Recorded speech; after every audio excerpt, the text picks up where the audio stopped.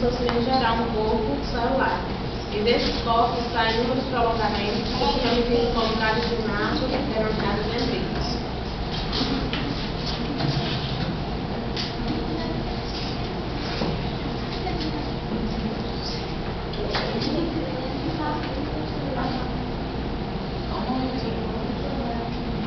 Professor, se você vier aqui nos ajudar, vai ser bem melhor.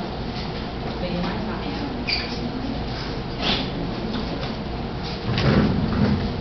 Vai, Bartolomeu, passando por entre a câmera com a bunda.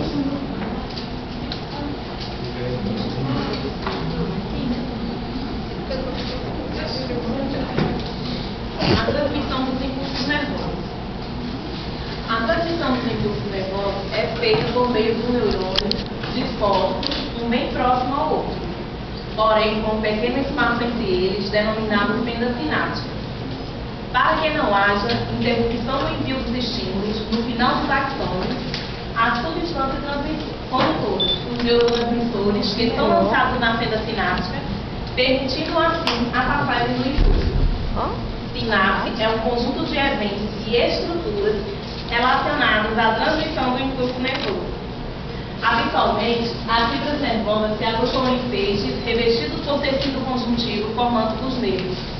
Os nervos distribuem-se pelo corpo inteiro,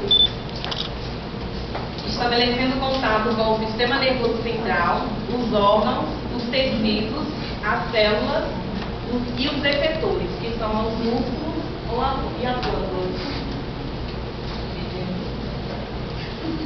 Os estímulos do sistema nervoso. Os nervos que apenas enviam os estímulos ao sistema nervoso são chamados sensitivos ou eferentes.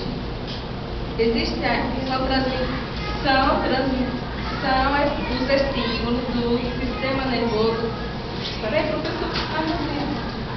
O sistema nervoso são chamados sensitivos ou eferentes, que transmitem o estímulo do centro nervoso aos efetores. Existem ainda os nervos mistos, nos quais encontramos dois tipos de fibras, que, portanto, transmitem impulsos sensitivos e motores.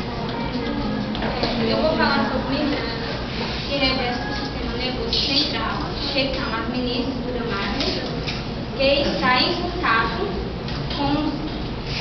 com os ossos do crânio e das vértebras. A aracnoide máxima está em contato direto com os ossos do sistema nervoso.